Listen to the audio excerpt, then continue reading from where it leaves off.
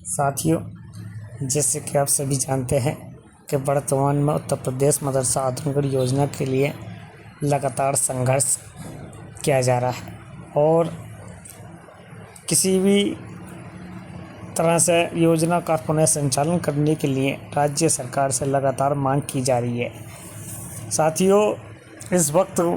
हालात ये हैं कि मदरसा आधुनिकीकरण टीचर्स की दयनीय स्थिति, आर्थिक स्थिति, सामाजिक स्थिति खराब होती जा रही है और लगातार राज्य सरकार से ये मांग की जा रही थी कि उक्त योजना का अतिशीघ्र संचालन राज्य सरकार से किया जाए ताकि योजना का संचालन करने के बाद मदरसा टीचर्स को राहत मिल सके और उसको जो सुप्रीम कोर्ट की गाइडलाइंस है और उसका आदेश है कि मदरसों में मॉडर्न एजुकेशन हो, समाज में मुख्य धारा से जोड़ने का काम मदरसा आधुनिकीकरण टीचर कर रहे थे, जो स्कीम के तहत चल रही थी। हालांकि योजना मानदेय पर आधारित थी, जो कि जब बजट होता है मिलता था केंद्र सरकार से तो मदरसा टीचर्स को उसका बजट मिल जाता था। साथियों, लगातार तमाम लोग इसमें लगे हुए हैं, तमाम यूनियन के हम लोग मेहनत कर रहे हैं कि योजना का संचालन किसी भी तरह से राज्य सरकार से किया जाए और अनुमान ये चीज़ सामने आई है साथियों कि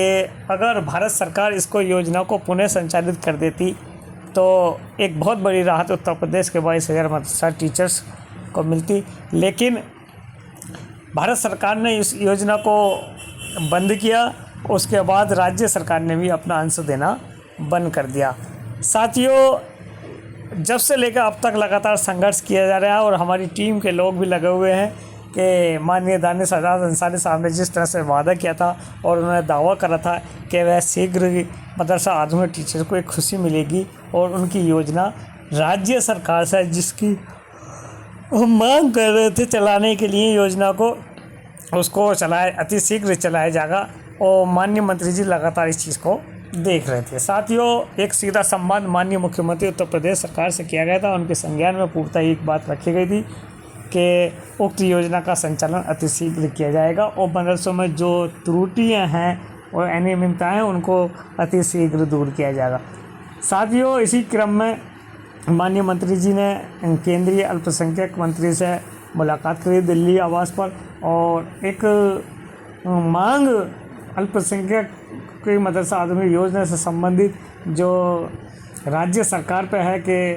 भारत सरकार भी ये रिक्वेस्ट करे राज्य सरकार से कि अपने स्तर से इस योजना को चला ले जाए। साथियों, अगर राज्य सरकार इस योजना को चला लेती है तो उत्तर प्रदेश के 22,000 मदरसा टीचर्स को एक बहुत बड़ी राहत मिलेगी, उसके परिवार को एक राहत मिलेगी और वो अपनी मान सम्मानजनक जो ज़िंदगी थी, जो उनका खोया हुआ सम्मान गया था, वो वापस लाने का काम राज्य सरकार करेगी और हमें विश्वास है कि बहुत जल्दी उत्तर प्रदेश सरकार इस योजना को संचालित करेगी। साथियों,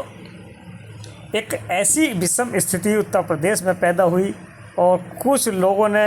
मदरसा टीचर्स के साथ जालसाजी कर उनको नियमित और समायोजित के नाम पर, न्यायालय के नाम पर लूट मचाई और कई लाख रुपए का चंदा इकट्ठा करने के बाद मदरसा टीचर को बेबस किया और राज्य सरकार को बार बार नोटिस भेजकर राज्य सरकार से इस मामले को उलझाया कोर्ट के माध्यम से और कहीं ना कहीं राज्य सरकार ने फिर उसकी अतिरिक्त धनराशि को भी बंद करना पड़ा। साथियों,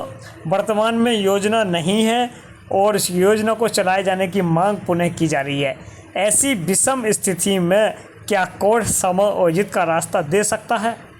साथियों, एक बहुत बड़ा सवाल है। जब योजना वर्तमान में नहीं है तो कोर्ट ये भी पूछेगा कि जब योजना नहीं है तो समायोजित का क्या मामला है।